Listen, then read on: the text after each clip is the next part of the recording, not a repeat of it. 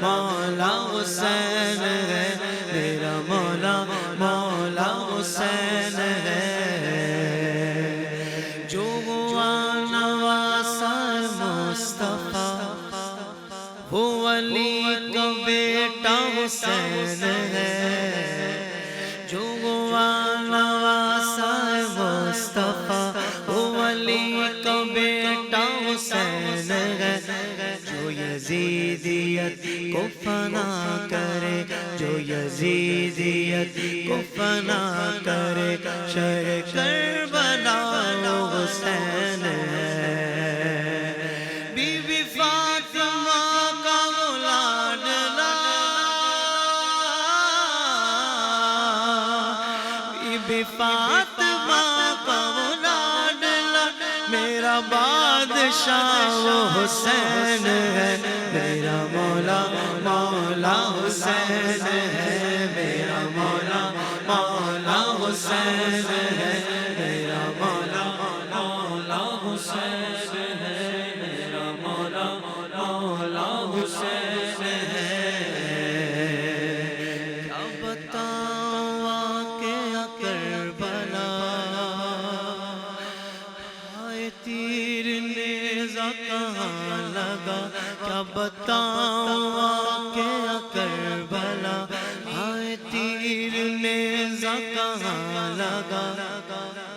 جسے چومتے رنگ مصطفیٰ، جسے چومتے رنگ مصطفیٰ، وہ حسین سر سے کٹا ہوا۔ سارا گھر کا گھر ہی لٹا دیا، سارا گھر کا گھر ہی لٹا دیا۔ وہ جو کر گیا وہ حسین ہے، میرا مولا مولا حسین ہے، میرا مولا مولا حسین ہے، میرا مولا مولا حسین ہے، میرا مولا مولا حسین ہے۔ اور یہی بولے حضرت ہرشاہ، یا حسین آپ کا شکریہ کہ یزیدیوں سے نکال کر، جو یزیدیوں سے نکال کر، کہ یزیدیوں سے نکال کر، جو حسینیوں میں بٹھا دیا۔ اور مجھے منزلوں کا پتہ دیا، مجھے منزلوں کا پتہ دیا، مجھے مل گیا وہ حسین ہے، میرا مولا مولا حسین ہے، میرا مولا مولا حسین ہے، میرا مولا مولا حسین ہے، میرا مولا مولا حسین ہے۔ اور جو در حسین پہ آ گیا، ساری منتوں کو پا گیا۔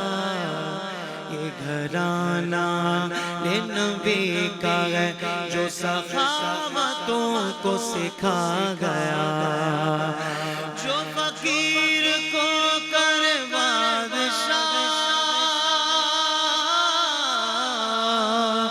جو فقیر کو کرے بادشاہ، ایسا بادشاہ وہ حسین ہے، میرا مولا مولا حسین ہے، میرا مولا مولا حسین ہے، میرا مولا مولا حسین ہے۔ اور یہ وظیفہ ہے میری نوکری، یہ وظیفہ ہے میری نوکری، میں پڑھوں گا نعت علی علی، میں پیوں گا جام کلندری، میں پیوں گا جام کلندری، میں لگاؤں نعرہ حیدری۔ دو جاگر عشق میں یہ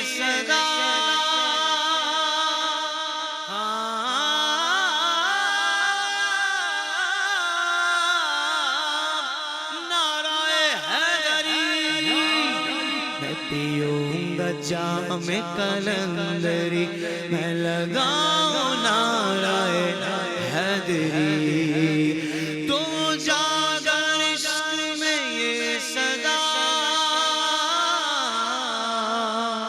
دو جاگر عشق میں یہ صدا مجھے مل گیا وہ حسین ہے میرا مولا مولا حسین ہے میرا مولا مولا حسین ہے میرا مولا مولا حسین ہے میرا مولا مولا حسین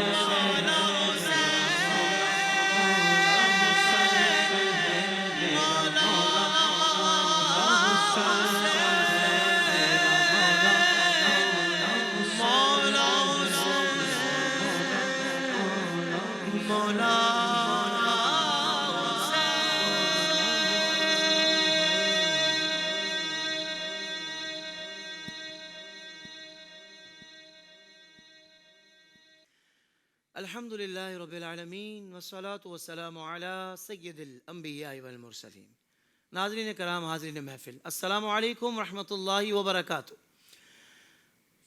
ماہ محرم الحرام کی خصوصی نشریات ہمارے ہیں حسین، ہمارے ہیں حسین رضی اللہ تعالیٰ.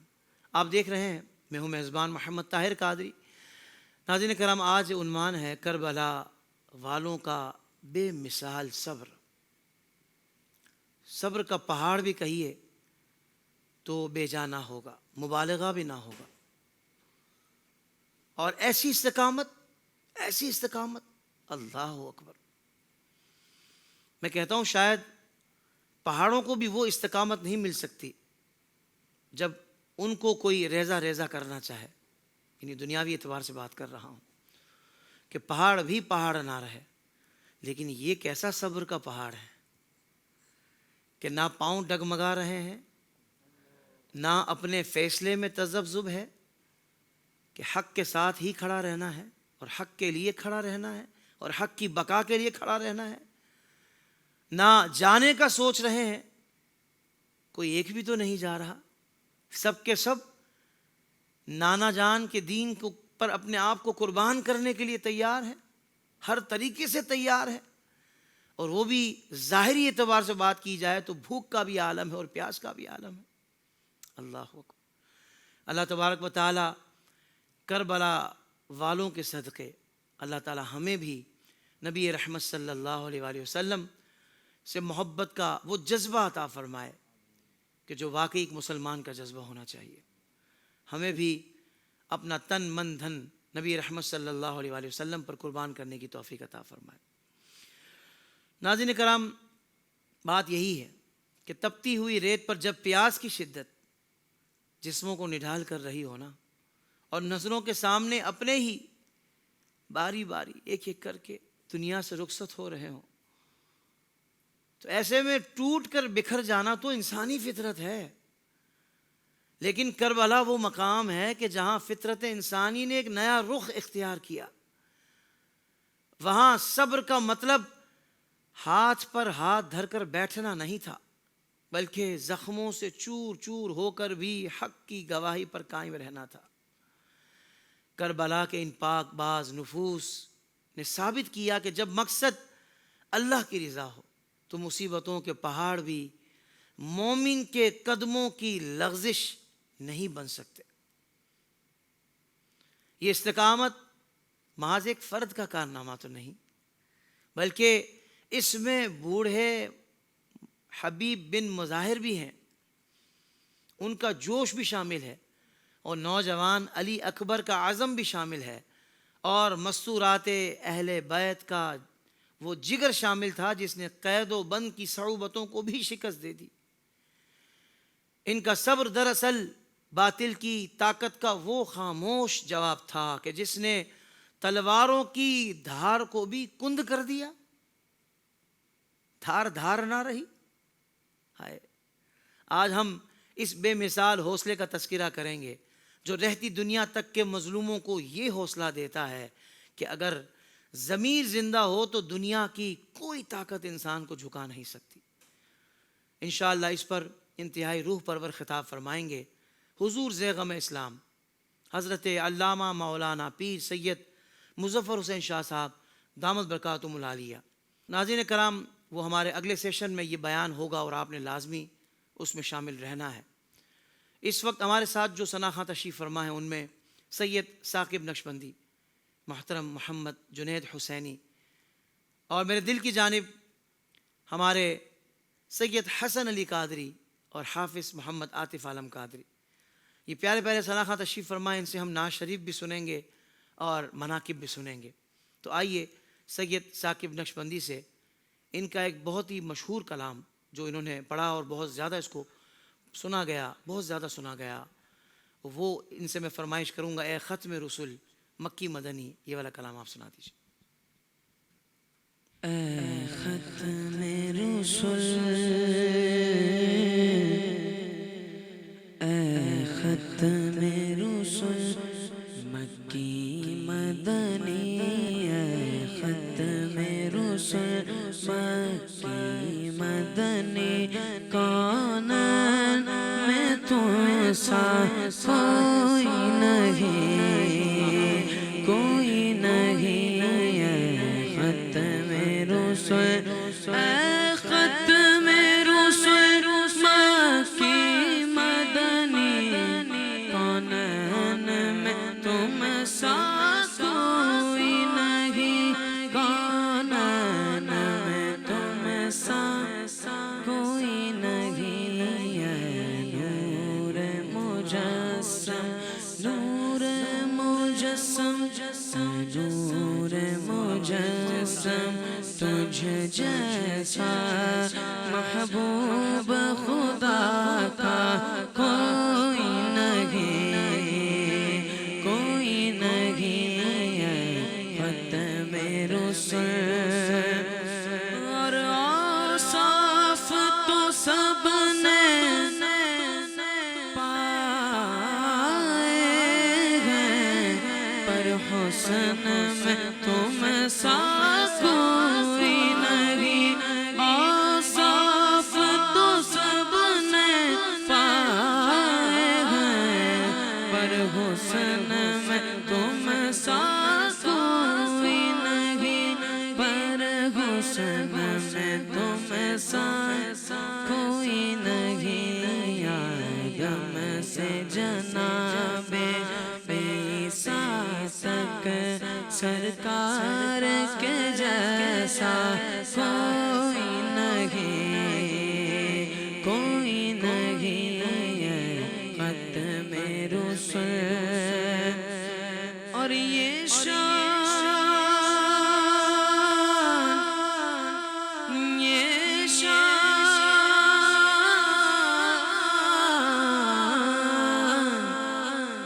یہ شان تمہاری ہے آقا، تم عرش بری پر پہنچے ہو، تم عرش بری پر پہنچے ہو، ذیشان نبی ہے سب لیکن ذیشان نبی ہے سب لیکن، معراج کا دولہا کوئی نہیں، کوئی نہیں، اے ختم رسول،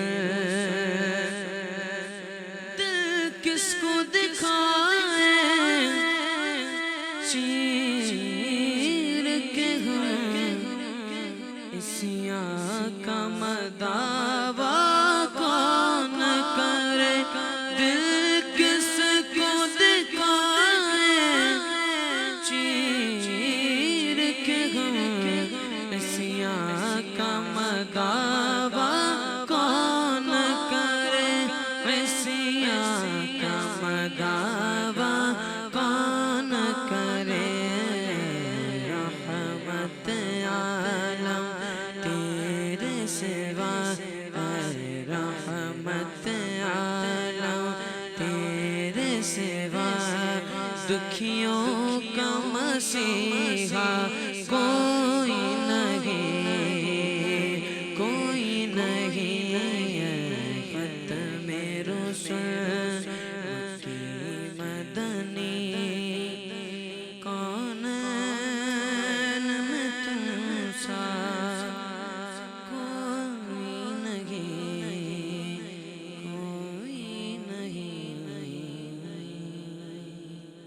سبحان اللہ سبحان اللہ سبحان اللہ. بھائی سلامت رہیے. بہت خوبصورت.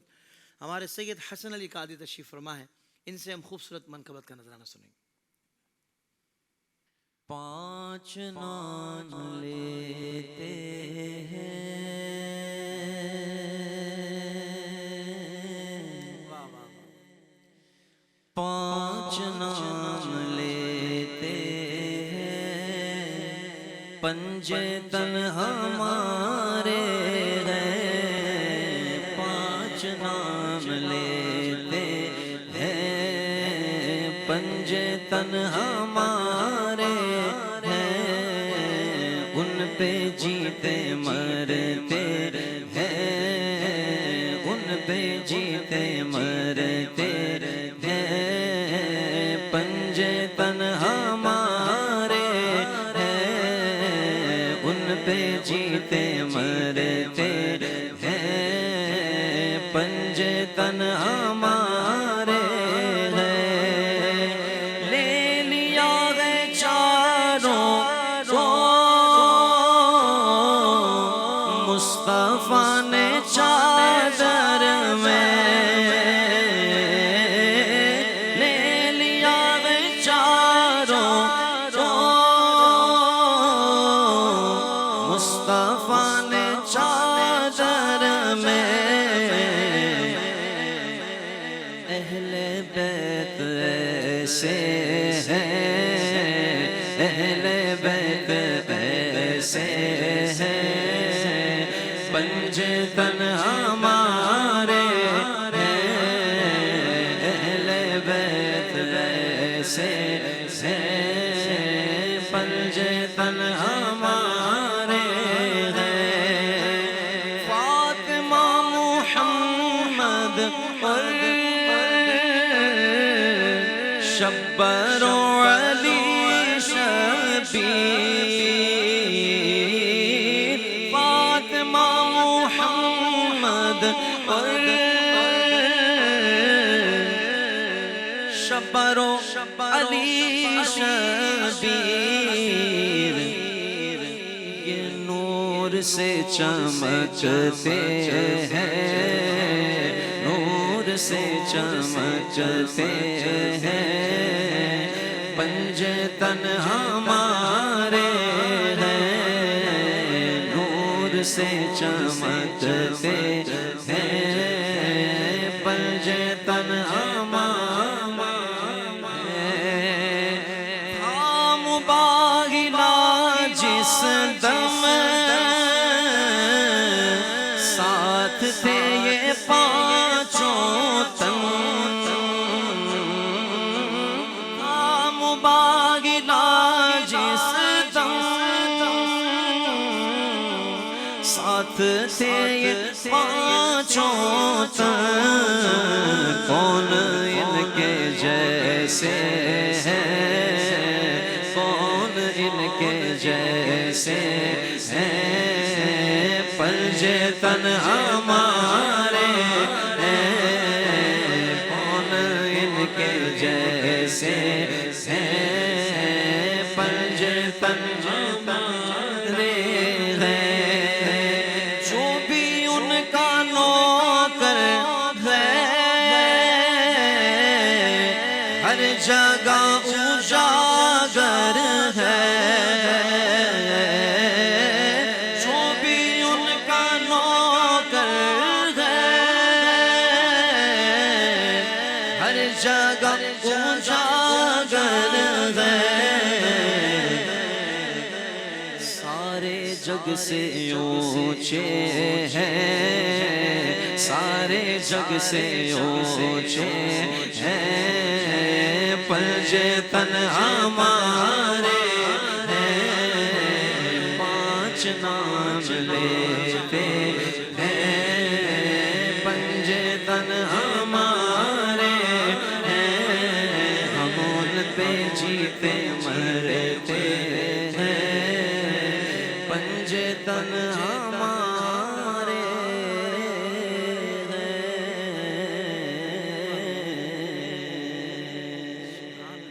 سبحان اللہ سبحان اللہ. بھائی کیا کہنا ہے, سید صاحب کمال کر دیا ماشاء اللہ.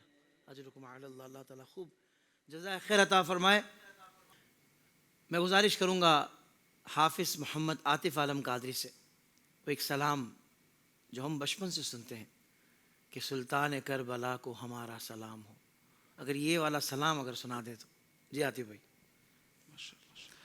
سلطان کربلا کو ہمارا سلام ہو، سلطان کربلا کو ہمارا سلام ہو، جانان مصطفیٰ کو ہمارا سلام ہو، جانان مصطفیٰ کو ہمارا سلام ہو، عباس نامدار ہے زخموں سے چور چور، عباس نامدار ہے زخموں سے چور چور،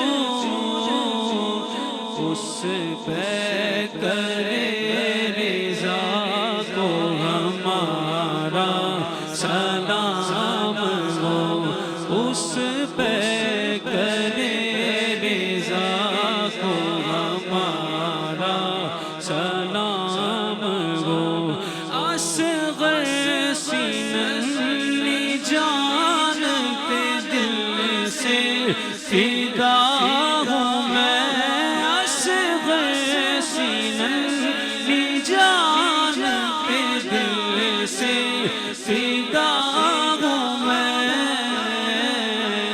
مظلوم و بے خطا کو ہمارا سلام ہو، مظلوم و بے خطا کو ہمارا سلام ہو، ہو کر شہید قوم کی کشتی تیرا گئے، ہو کر شہید قوم کی کشتی تیرا گئے،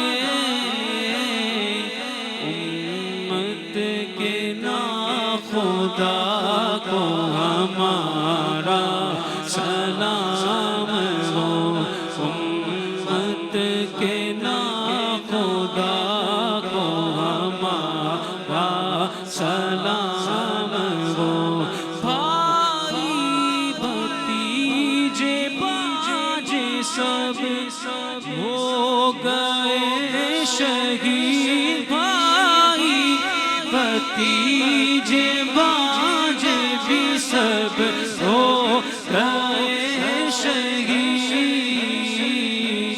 ہر لال بے بہا کو ہمارا سلام ہو، ہر لال بے بہا کو ہمارا سلام ہو، ناصر ضلع شاہ میں کہتا ہے بار بار،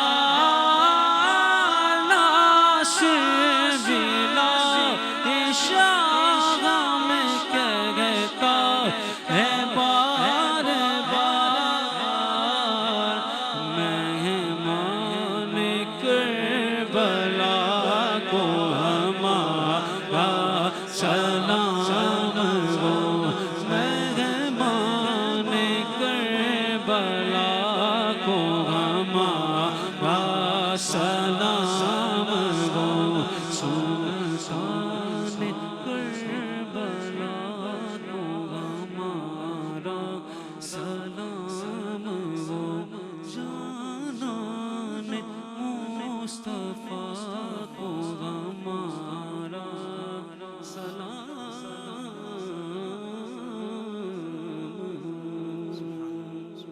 سلامت رہیے، آباد رہیے، ماشاءاللہ۔ ناظرین کرام، اب سے کچھ دیر بعد جب ہم دوبارہ حاضر ہوں گے تو ہمارے درمیان حضور زیغم اسلام حضرت علامہ مولانا پیر سید مظفر حسین شاہ صاحب دامت برکاتہم العالیہ تشریف فرما ہوں گے اور بیان فرمائیں گے اس عنوان پر کہ کربلا والوں کا بے مثال صبر۔ تو آپ ہمارے ساتھ ہی رہیے گا، دیکھتے رہیے ہماری نشریات۔ ہمارے ہیں حسین، کچھ ہی لمحات بعد حاضر ہیں۔ ہمارے ہیں حسین، ہمارے ہیں حسین، ہمارے ہیں حسین، ہمارے ہیں حسین، ہمارے ہیں حسین۔ اللہ الرحمن الرحیم۔ اللہم صلی علی سیدنا مولانا محمد وبارک وسلم صلاۃ و سلام علیک یا سیدی یا رسول اللہ صلی اللہ تعالی علیہ وسلم۔ ستیزہ کار رہا ہے ازل تھا امروز، چراغ مصطفی سے شرار بولہبیز۔ محترم ناظرین السلام علیکم ورحمۃ اللہ وبرکاتہ۔ آئیڈیس کے اس علمی اسٹیج سے اور منچ سے آپ کی خدمت میں ہم امام علی مقام رضی اللہ تعالی عنہ اور آپ کے رفقا کا میدان کربلا کے لیے دین کی سربلندی کے لیے کوشاں رہنا اور اس امتحان میں اور آزمائش میں صبر و استقامت کی لازوال حقیقت کو رقم کرنا، یہ الحمدللہ ہر مسلمان کی زبانوں پر ہے، اور ہر مسلمان اس احترام، اس خدمت، اس جذبے اور اس وفاداری کی حقیقت کو اور اس کی مہربانی کو اپنے دل میں پاتا ہے۔ اور یقیناً حق و باطل کا یہ معرکہ جو روز اول سے جاری ہے، اللہ رب العالمین جل وعلا کے دین نے اس بات کو واضح کر دیا کہ حق و انصاف کی سربلندی کے لیے اور باطل کے سامنے ڈٹ جانا اور اسلام اور حق کی سربلندی کے لیے اپنا سب کچھ قربان کر دینا، لیکن دین کی ناموس اور عزت پر حرف آنے نہ دینا، یہ اہل حق، اہل عزیمت کا ہمیشہ سے طریقہ رہا ہے۔ اقبال نے اسی حوالے سے کہا کہ ستیزہ کار رہا ہے ازل تا امروز، چراغ مصطفی سے شرار بولہبیز۔ قرآن مجید فرقان حمید نے اہل عزیمت کی یہ شان کو بیان کیا ہے کہ ان کا ہر امر اللہ کے محبوب بندوں کی زندگی کا ثمر اور اللہ کے محبوب بندوں کی زندگی کا ہر پہلو اللہ کی رضا، حق کی سربلندی اور لوگوں کے حقوق کی حفاظت میں صرف ہوتا ہے۔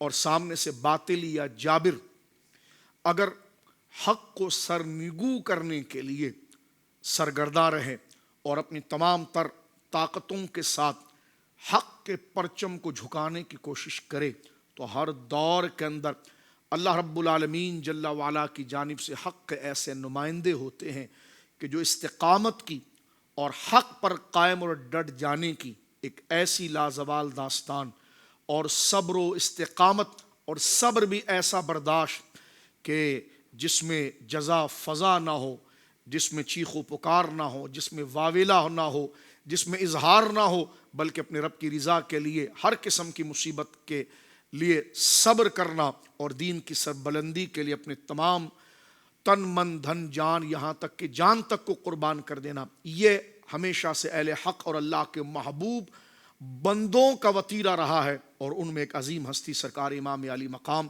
سید الشہداء امام حسین رضی اللہ تعالیٰ عنہ کی ذات گرامی۔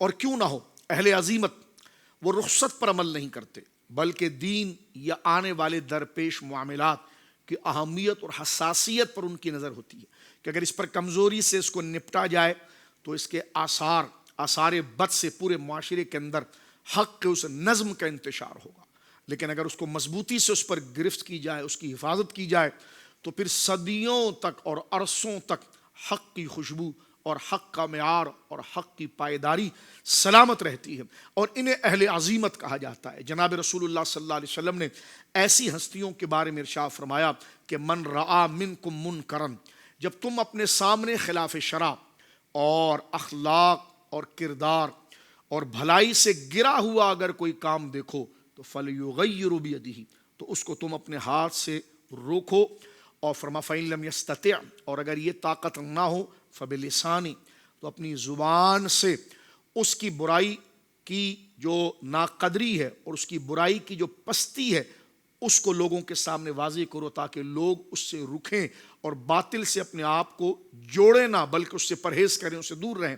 فرمایا فَإِن لَمْ يَسْتَطِعْ، اگر وہ زبان سے بولنے کی بھی طاقت نہیں رکھتا تو فَبِقَلْبِهِ، تو اپنے دل سے اس کو برا جانے کہ یہ غلط امر ہے۔ تو فرمایا کہ ذالک اضعف الایمان، اور دل سے برا جاننا یہ ایمان کے سب سے کمزور درجے میں سے۔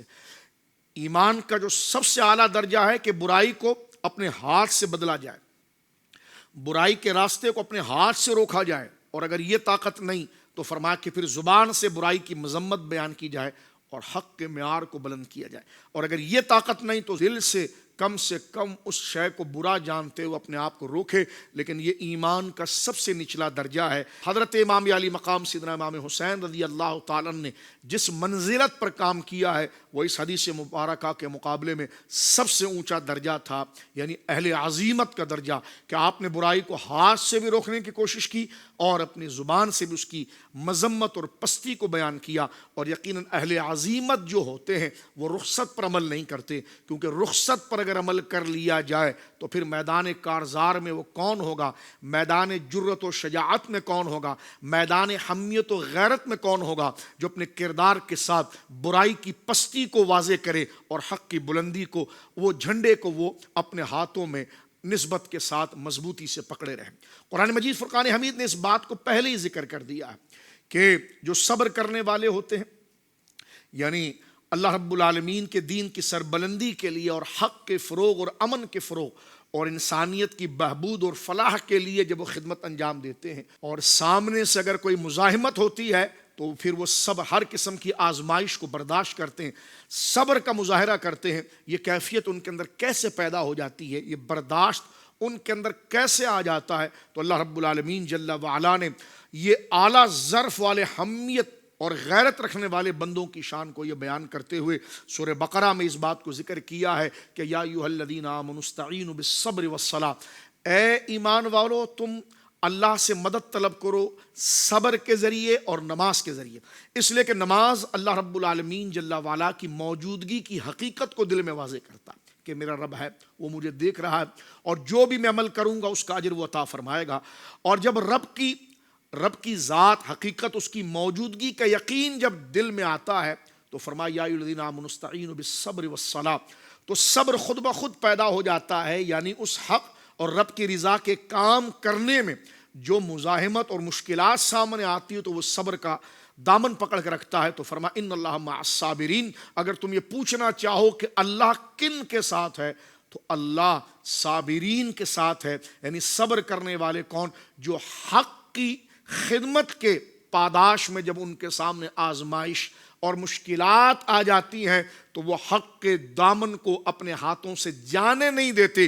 کیوں نہیں جانے دیتے؟ اس لیے کہ ان کو یقین ہوتا ہے کہ میرا رب ہے جو مجھے دیکھ رہا ہے، اور انہی کاموں سے وہ خوش ہے کہ میں جس سے دور ہو رہا ہوں اس سے میرا رب خوش ہے، اور جس بات پر میں کھڑا ہوا ہوں اس سے میرا رب خوش ہے۔ تو گویا کہ رب کی رضا ان کے ساتھ ہوتی ہے۔ تو فرمایا ان اللہ مع الصابرین۔ آگے ارشاد فرمایا اللہ رب العالمین جل وعلا نے کہ وہ قدرت کے پورے سسٹم کو سمجھتے ہیں، مزاج کو جانتے ہیں۔ فرمایا کہ جو ہمارے بندے ہوتے ہیں اور جو ہمارے طالب ہوتے ہیں، جو ہماری رضا کو چاہنے والے ہوتے ہیں، تو پھر اتنی بڑی نعمت، اتنی بڑی سعادت ہم ان کے لیے جب مقدر کرتے ہیں، یہ مقام اپنی رضا کا جب انہیں دیتے ہیں اور اپنا قرب اور اپنی محبوبیت کا تاج ان کے سر پر جب رکھتے ہیں، جب پہلے ان کو آزما لیں۔ اور ان کو آزمانے کے لیے کیا ہوتا ہے؟ ایک لمبی فہرست اللہ رب العالمین جل وعلا نے ذکر فرمائی کہ طرح طرح کی تکلیفوں سے، طرح طرح کی پریشانیوں سے انہیں آزمایا جاتا ہے، اور انہیں دیکھا جاتا ہے کہ اگر ان کا کوئی نقصان ہو رہا ہے تو جس چیز کا نقصان ہو رہا ہے اس چیز کو وہ اپنی عقل، اپنی طاقت، اپنی سمجھ کا بدل سمجھتے ہیں یا اللہ کی عطا سمجھتے ہیں، ہماری مہربانی سمجھتے ہیں یا ہمارا فضل سمجھتے ہیں۔ تو فرمایا کہ ہماری موجودگی ہم ان پر آزماتے ہیں۔ فرمایا کس طرح؟ فرمایا وَلَنَبْلُوَنَّكُمْ بِشَيْءٍ، ہم تمہیں ضرور آزمائیں گے کئی چیزوں کے ساتھ۔ جب تم حق کی سربلندی کا کام کرو گے، ہماری رضا کا کام کرو گے، تو تمہارے سامنے دشمن کا خوف بہت زیادہ ہوگا۔ ہم تمہیں بھوک سے بھی آزمائیں گے، کبھی تمہارا مال ضائع ہو جائے گا، کبھی تمہاری جانیں ضائع ہو جائیں گی، کبھی تمہارے ثمرات، پھل نفع ضائع ہو جائے گا. لیکن وبشر الصابرین، خوشخبری سنا دیجئے ان صبر کرنے والوں کے لیے. الذین، وہ ہیں اذا اصابتہم مصیبہ، جب انہیں کوئی مشکلات زندگی میں آتی ہے یا مصیبت آتی ہے تو وہ دھیمے لفظ سے زیر لب مسکرا جاتے ہیں. قالو، اور کہتے ہیں کہ انا للہ و انا الیہ راجعون. یہ جتنی چیزیں تھیں نہ ہم ان کے ذاتی مالک تھے، ان کا مالک اللہ تھا. اللہ نے دیا ہے، اللہ نے لے لیا ہے، اور ہم انہی کی طرف لوٹ جائیں گے. فرمایا ان مشقتوں کی چکی میں پیس کر، اس ماحول کو ان کے قریب لا کر ہم اپنی یاد، اپنی موجودگی کے استحضار موجودگی کو اس کے دل میں آزماتے ہیں. لیکن ساری مشکلات کو جھیلنے کے بعد وہ زیر لب مسکرا کر یہی کہتا ہے کہ یہ سب میرے رب کی طرف سے ہے، اور یہ جو چیز مجھے دی گئی تھی اس کا میں مالک نہیں تھا. اگر مجھے مال کا نقصان پہنچا، مجھے اولاد کا نقصان پہنچا، مجھے اگر عزت کا نقصان پہنچا، تو یہ تو سب رب کا دیا ہوا تھا اور اسی نے واپس لے لیا ہے.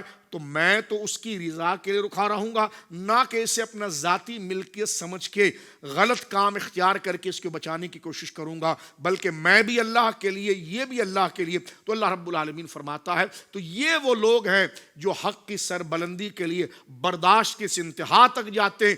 کس چیز کی برداشت؟ یعنی ہر خوف، ہر مصیبت کو برداشت کرتے ہیں، لیکن اللہ رب العالمین کی نافرمانی میں مبتلا نہیں ہوتے. ایسا کوئی کام نہیں کرتے کہ جس سے حق کا دامن ہاتھ سے چھوٹ جائے.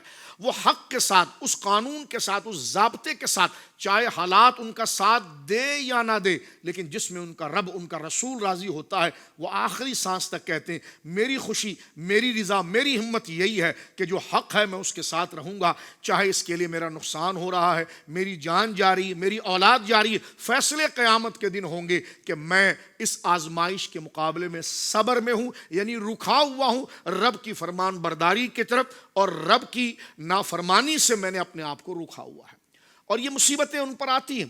اگر کسی ناظرین میرے بہن یا بھائی کے ذہن میں مفہوم یہ واضح نہیں ہوتا تو جامع ترمذی شریف کی اس حدیث نے اس موضوع کو واضح کیا. صحابہ کرام رضوان اللہ اجمعین نے جناب رسول اللہ صلی اللہ علیہ وسلم سے ایک سوال کیا، یا رسول اللہ صلی اللہ علیہ وسلم یہ بتائیے سب سے زیادہ مصیبتیں کن پر آتی ہیں؟ ظاہر سی بات ہے مصیبتیں تو جب آتی ہیں کہ جب آپ کو آزمایا جائے. تو فرمایا اب آزمائش دو چیزوں کی، ایک تو یہ کہ جب آپ حق کا پیغام لے کر چلیں گے تو باطل آپ سے مقابلہ کرے گا، آپ کی عزت پر بھی حملہ کرے گا، آپ کی جان پر بھی حملہ کرے گا، آپ کے راستے کو روکے گا. تو یہ بہت بڑی مصیبت ہے. اب آپ کو چیک کیا جائے گا کہ آپ اپنی عزت کے لیے باطل کے ساتھ مل جاتے ہیں، ظاہری سہولت اپنے لیے لے لیتے ہیں، یا اس مشن جس کا جھنڈا آپ نے اللہ کی رضا کے لیے اٹھایا ہے اس سے آپ کا قلبی لگاؤ اتنا ہوتا ہے کہ بس اسی کے لیے رہنا اور اسی کے لیے مرنا آپ کے نزدیک سب سے بڑی قیمت ہوتی ہے. تو فرمایا یہ تمہارے لیے آزمایا جائے گا. فرمایا کہ ای الناس اشد بلا، یا رسول اللہ صلی اللہ علیہ وسلم سب سے زیادہ مصیبتیں حق کی راہ میں کن پر آتی ہیں؟ قال، جناب رسول کریم نے فرمایا الانبیاء. یہ کربلا کا پورا فلسفہ اور بیک گراؤنڈ بیان ہو رہا ہے. فرمایا انبیاء پر سب سے زیادہ مصیبتیں آتی ہیں. فرمایا ثم امثل، پھر جو ان کے راستے پر حق پر چلتا ہے تو فرمایا اس پر سب سے زیادہ مصیبتیں آتی ہیں. فیبتلی الرجل علی حسب دینہ، بڑا کامل جملہ ہے، ہر بندہ اپنے دین کی حیثیت سے آزمایا جائے گا. اب جملہ سنیے، موضوع کھل جاتا ہے. اگر وہ اپنے دین، اپنے نظریے میں مضبوط ہے کہ اس کے خلاف سننا نہیں چاہتا، اس بات کے خلاف کرنا نہیں چاہتا، تو فرمایا اشتد بلا، جتنا وہ دین میں مضبوط ہوگا اتنی پریشانیاں آئیں گی.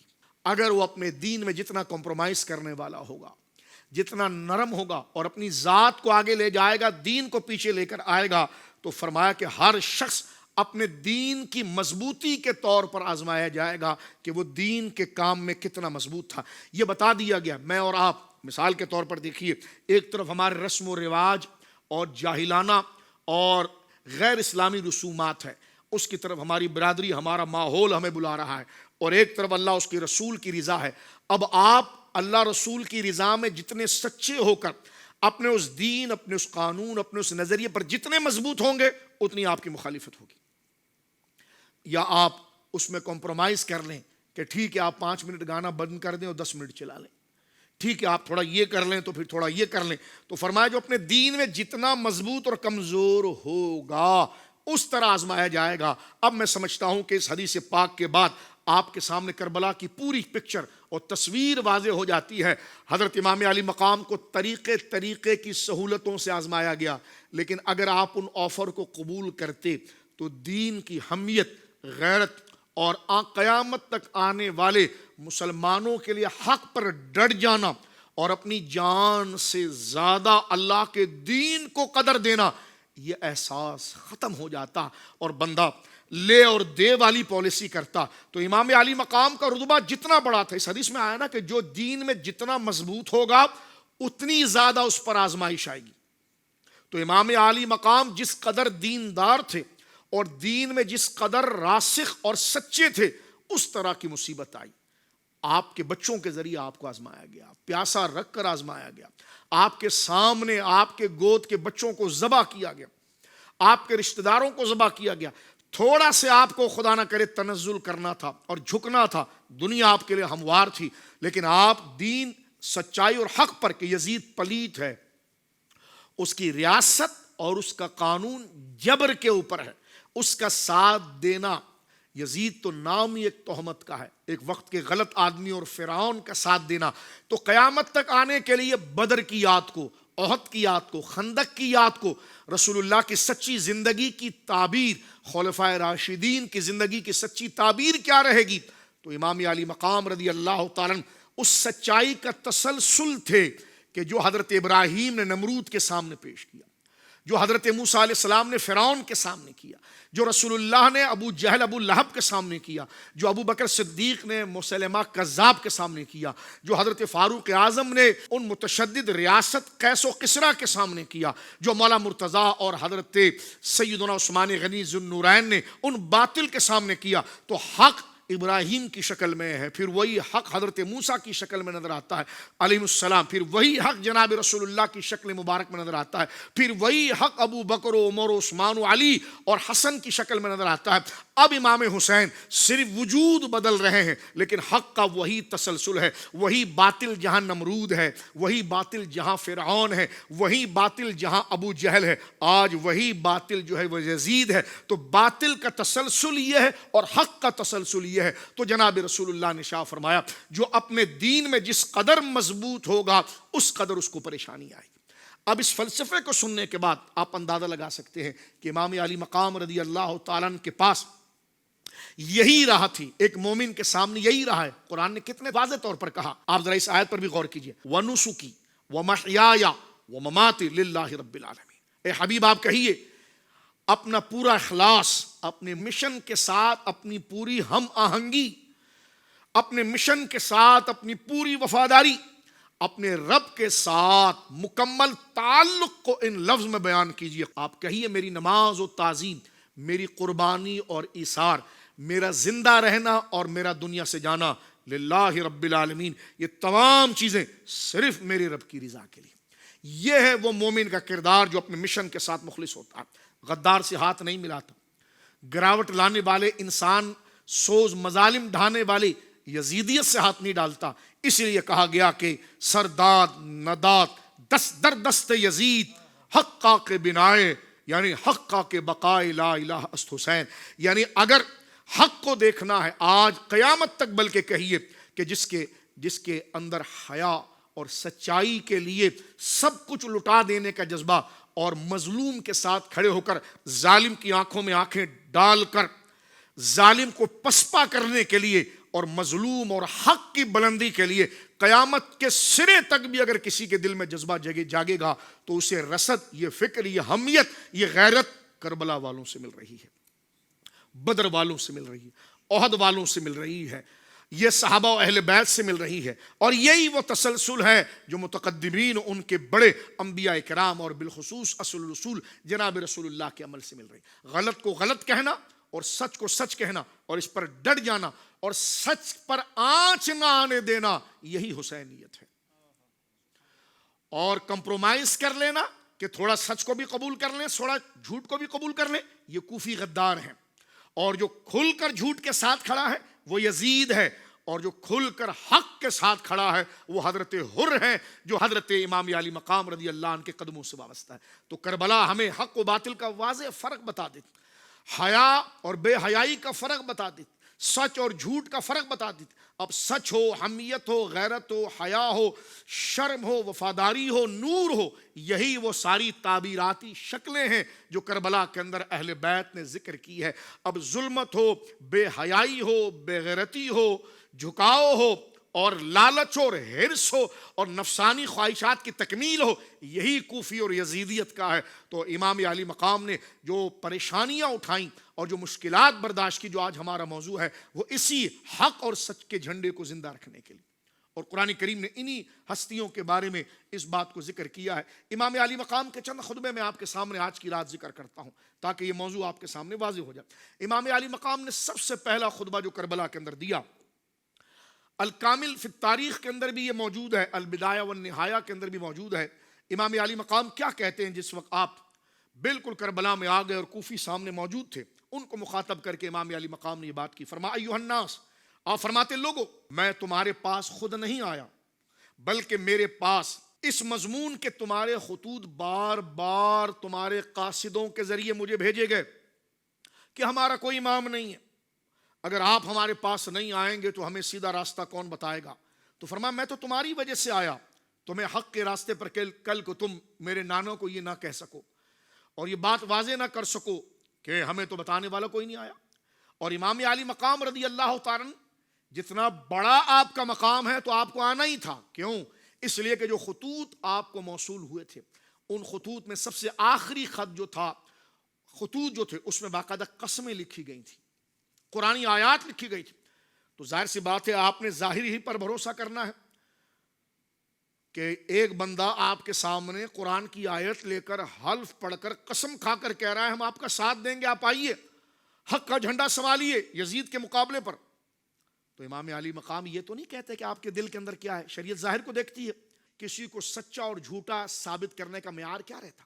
لوگ یہی لکھتے کہ جناب سامنے قرآن کی آیات پڑھی گئی، قسم اٹھائی گئی، امام علی مقام کیوں نہیں گئے؟ ان کا کیا قصور تھا کہ اگر وہ باطل کے ساتھ کھڑے ہو گئے؟ امام علی مقام نے رخصت کو چھوڑ کر عزیمت کے ساتھ دیا، اور آپ نے ان کی گواہیاں جو حلفیاں تھی اس پر یقین کیا کہ کل قیامت کے دن اپنے نانا کے سامنے میں کہہ سکوں کہ یا رسول اللہ آپ کی شریعت تقاضا کرتی تھی کہ کوئی قسم کھا کر بات کریں اور ظاہری گواہیاں بھی حق کے اندر ہو تو اس کا اعتبار کیا جائے، تو میں نے اس کو بحال رکھا. اب جب سامنے بات آئی وہ پھر گئے تو امام علی مقام نے سارے ثبوت واضح کر دیے. خطوط لے آئے کہ یہ تو تم نے خود بھیجے تھے، میں خود تو نہیں آیا. یہ تقریر کو سن کر سارے کے سارے خاموش ہو گئے اور کوئی جواب انہوں نے نہیں دیا. پھر روایت میں آتا ہے، آگے لکھا گیا کہ نماز کا وقت ہوا تو امام علی مقام رضی اللہ عنہ نے اذان کے لیے کہا. جب اذان دے دی گئی تو اس وقت ظہر کا وقت تھا، حر آ چکے تھے اور اس وقت وہ ابن زیاد کی طرف سے آئے تھے. آپ نے کہا تم ہمارے ساتھ نماز پڑھو گے یا خود اپنی جماعت کرو گے؟ امام علی مقام کا اعتبار آپ دیکھیں، حر اس وقت یزید کے لشکر میں ہیں، لیکن امام علی مقام کی صداقت اور حقانیت یہ ہے کہ دشمن بھی یہ کرتا ہے کہ نہیں امام، میں نماز تو آپ ہی کے پیچھے پڑھوں گا. حر کا اس وقت حضرت حر بننا نہیں تھا، بلکہ وہ صرف حر تھے کیونکہ وہ ابن زیاد کے ساتھ تھے، لیکن ان کے اندر امام علی مقام رضی اللہ تعالیٰ کی صداقت اور آپ کی سچائی ان کے دل میں گھر کر گئی. وہ اپنے لشکر کے ساتھ الگ جماعت کر سکتے تھے، لیکن انہوں نے امام علی مقام کے پیچھے نماز پڑھ کے تاریخ کے دھارے کو بدل دیا اور بتا دیا کہ یزید کذب کی طرف ہے اور ابن زیاد فراڈی ہے. میں آج کھڑا تو ان کے ساتھ ہوں، لیکن امامت اور صداقت اور امانت جس کے قدموں میں رکھی جائے گی وہ حسین ابن علی ہے. اور یہی وہ احساس تھا جو آخری وقت میں امام علی مقام رضی اللہ تعالیٰ تک لے گیا حضرت حر کو. اور پھر وہ حر نہیں رہے، وہ ایک امر بن گئے اور حضرت حر ہو گئے. اور جب وہ گئے تو سارا پروٹوکول یزید کا چھوڑ کر چلے گئے. ان کے سامنے حق واضح ہو گیا، اور اہل حق وہی ہوتے ہیں جو ظاہری لاؤ لشکر نہیں دیکھتے، متاع دنیا و سہولیت نہیں دیکھتے، وہ حق کو دیکھتے ہیں. اور یہی حضرت حر نے دیکھا اور امام علی مقام رضی اللہ تعالیٰ کا ساتھ دیا. اسی طرح آپ دیکھتے ہیں امام علی مقام کا یہ تو پہلا خطبہ تھا. اس کا تیسرے خطبے کی طرف چلتے ہیں، چھوٹا سا حصہ بیان کرتے ہیں. امام علی مقام رضی اللہ تعالیٰ جب آگے بڑھے تو ایک مقام پر آپ پہنچے اور وہاں پر آپ نے اپنے آنے کا مقصد بیان کیا.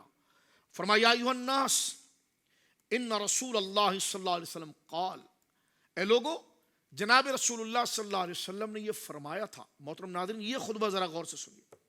فرما من رعا سلطانن جائرن، فرمائے لوگوں سنو، میں تمہارے سامنے وہ حدیث پڑھ کے سنا رہا ہوں کہ رسول کریم نے فرمایا کہ جب تم ایسے دور میں پہنچ جاؤ کہ حکمران جابر ہو، ظالم ہو، اور اللہ کے حرام کو حلال کر رہا ہو، جو گناہ کے کام ہیں ان کو ثواب بنا رہا ہو، اور وہ رسول اللہ کی سنت کی مخالفت کر رہا ہو، اور وہ گناہوں پر لوگوں کو جری اور عمل کی طرف لا رہا ہو، اور معاشرے کے اندر وہ گناہ کو سوار کر بنا کر اپنے دربار سے جاری کر رہا ہو، اور نیکی کے جذبے، سنت، قرآن اور اللہ کی مرضی کو پیچھے کر رہا ہو، تو فرمایا کہ پھر اس وقت جو لوگ موجود ہیں ان پر یہ لازم ہے کہ اس معیار کو مغیر کریں، اس فتنے کو روکیں جو حدیث پاک میں نے سب سے پہلے آپ کے سامنے پڑھی، من رآ منکم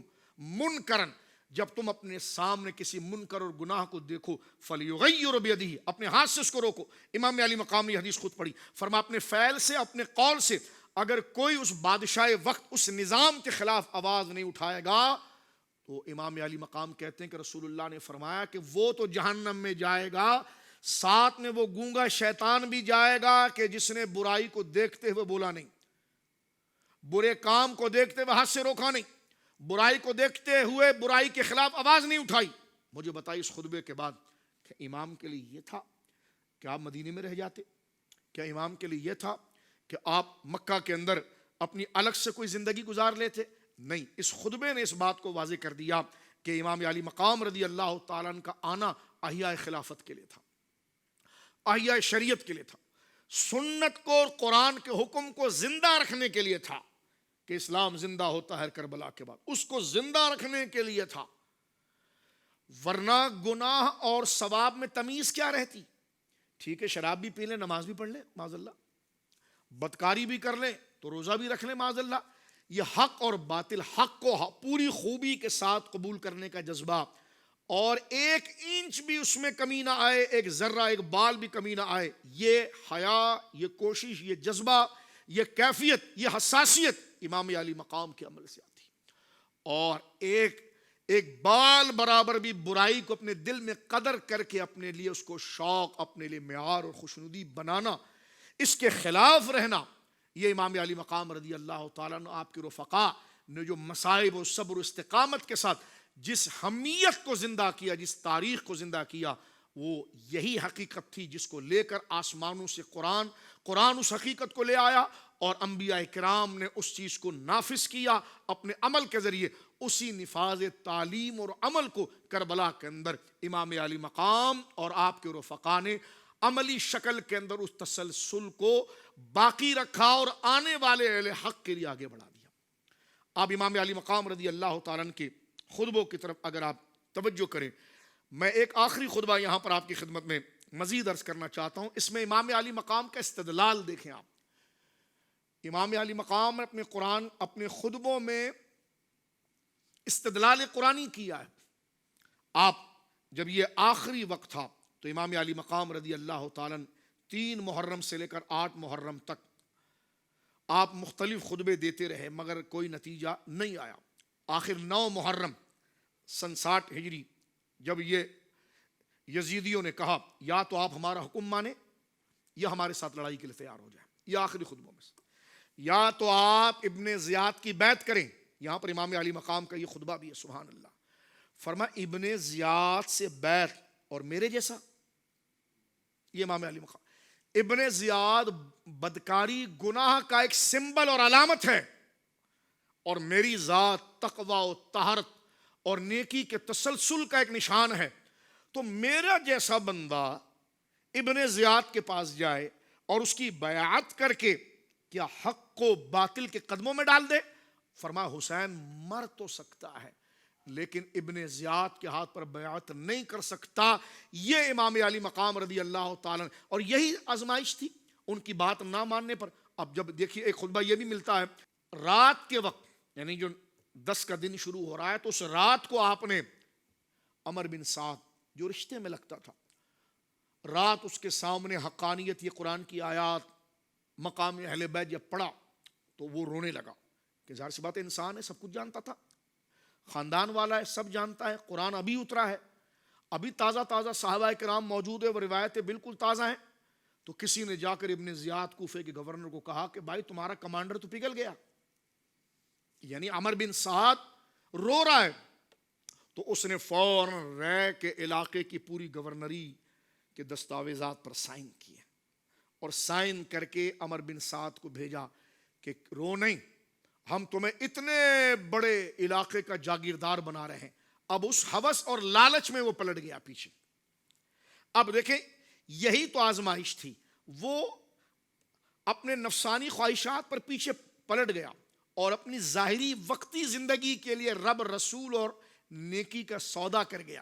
اور کربلا والے وہ ہیں جو ایک ایک کر کے انہوں نے جانیں دے دی، لیکن نہ یزید کی آفر قبول کی حق کے مقابلے میں، نہ ابن زیاد کی آفر قبول کی. یہی تو رب کہہ رہا ہے کہ ہم انہیں خوف کے ذریعے آزمائیں گے، ہم انہیں بھوکا رکھ کر آزمائیں گے، ہم ان کی جان لے کر آزمائیں گے، ہم ان کے نفع زندگی اور ثمرات لے کر آزمائیں گے. لیکن جو ہمارے بندے ہوں گے، جن کی نگاہوں میں ہماری رضا اور دلوں میں ہماری ملاقات کا یقین ہوگا، وہ کبھی باطل کی طرف نہیں جائیں گے، اور اس آزمائش کو دیکھ کر وہ کہیں گے کہ یہ بھی اللہ کی طرف ہے اور ہم بھی اللہ کی طرف چلیں.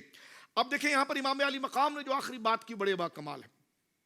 امام علی مقام رضی اللہ تعالیٰ نے جو آخری رات تھی اس میں آپ نے اپنے ساتھیوں کے لیے جو باتیں وصیت فرمائی تھی، وہ عمر بن سعد اور ان تمام سے فارغ ہونے کے بعد امام علی مقام نے اپنے ساتھیوں کے ساتھ جب رات کو نماز ادا کی، استغفار میں اور دعائیں مانگتے ہوئے، رب کے حضور گڑ گڑاتے ہوئے، جان بچانے کے لیے نہیں، استقامت کے لیے، کہ یا اللہ اگر اس میں تو راضی ہے تو پھر ہمارے پائے ثبات میں زلزلہ نہ آ جائے، کوئی خواہش ایسی نہ آ جائے کہ ہم حق کو چھوڑ دیں اور باطل کی طرف جھک جائیں، یعنی بظاہر اس کا مفہوم.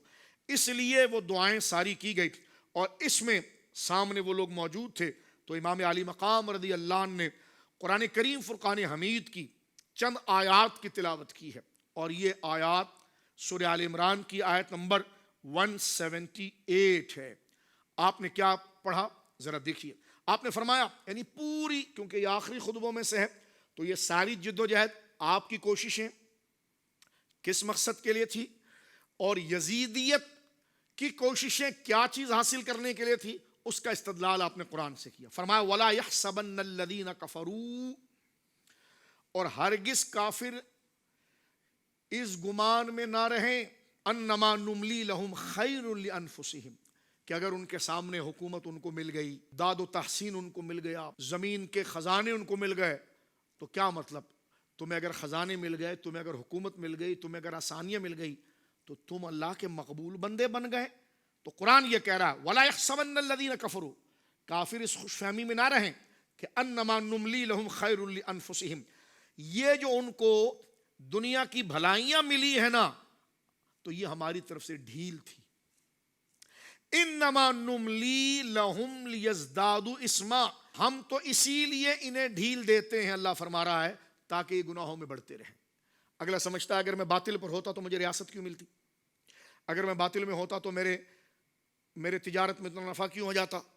دیکھو، تجارت میں نفع ہو جانا یا ریاست کا امیر بن جانا یا لوگوں کا اس کے ہاتھ پر جمع ہو جانا اپنی طرف سے کوئی بری بات نہیں ہے، لیکن اگر وہ خود بدعقیدگی پر، بدعملی پر، غیر شرعی کاموں پر، اخلاقیات سے گرے ہوئے اللہ کی نافرمانی پر ہو، اور پھر اس کے لیے اگر دنیا کھول دی جائے اور وہ سمجھے کہ شاید میں تو حق پر ہوں اس لیے تو میرے کاروبار میں فائدہ ہو رہا ہے، اور یہ تو ناحق ہے اس لیے اس کو بھوکا رکھا جا رہا ہے، تو اللہ رب العالمین فرماتا انما نملی لہم لیزدادوا اسما، ہم ان کے لیے اور دنیا میں آسانیاں کریں گے تاکہ وہ اپنے گناہوں میں اور بڑھ جائیں، اور ان کو یہ ڈھیل ہم دیں گے آسانیوں کی.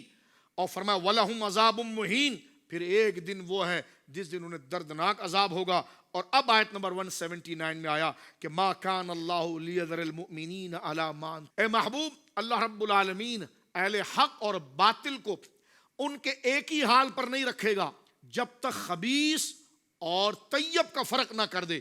یہاں سے امام علی مقام کا یہ خطبہ بتا رہا ہے کہ آپ کی فکر طیب والی ہے، کیونکہ آپ استدلال اس آیت سے کر رہے ہیں. اور سامنے کے لفظ کیا ہے؟ فرما قرآن یہ کہہ رہا ہے وما کان اللہ لیذر المؤمنین، اللہ مسلمانوں کی جماعت کو ان کے حال پر نہیں چھوڑے گا. کب تک؟ کیونکہ نماز تم بھی پڑھ رہے ہو، نماز یہ بھی پڑھ رہے ہیں، اللہ اکبر تم بھی کر رہے ہو، اللہ اکبر یہ بھی کر رہے ہیں. اللہ فرما رہا ہے ہم ایسے عمل کو ظاہر کروائیں گے اہل حق سے، اپنے محبوبوں سے، تاکہ اللہ اکبر تو دونوں کہہ رہے ہیں، خدا کا نام دونوں لے رہے ہیں، لیکن حقیقت میں حقیقی خدا کا ماننے والا کون ہے؟ تو فرما حتی یمیز الخبیث من الطیب. ہم ان کے کردار، ان کی نیکی کے ساتھ وفاداری اور حق کی سربلندی کے لیے آنے والی پریشانیاں، مصیبتوں میں استقامت و صبر کے اظہار کے ذریعے طیبوں کے طبقے کو الگ کر دیں گے خبیثوں کے ذریعے. یہ امام علی مقام رضی اللہ تعالیٰ نے یہ آیات باضابطہ طور پر اپنے آخری خطبوں میں پڑھی کہ اگر آج یزیدیوں کو سہولت مل رہی ہے، رعایت مل رہی ہے، تو یہ اللہ کی طرف سے ڈھیل ہے. اور یہ ڈھیل یہ نہ سمجھے کہ یہ نیکوکار ہیں، بلکہ یہ ہر دن ان کے لیے جہنم میں جانے کی وجہ بن رہا ہے.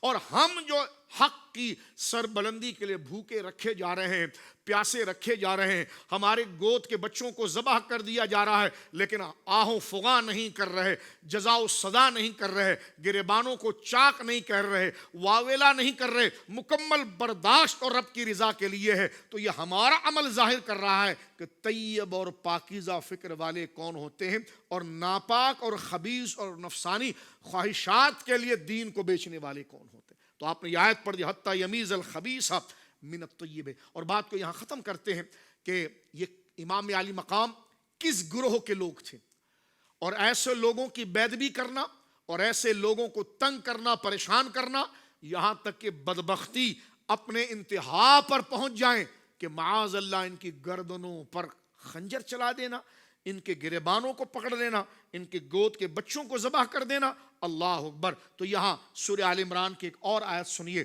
اور ہم خان وعدہ رسول صلی اللہ علیہ وسلم کو اس آیت کے ضمن میں سلام پیش کرتے ہیں. یہ تسلسل ہمیشہ سے اہل حق کا رہا ہے.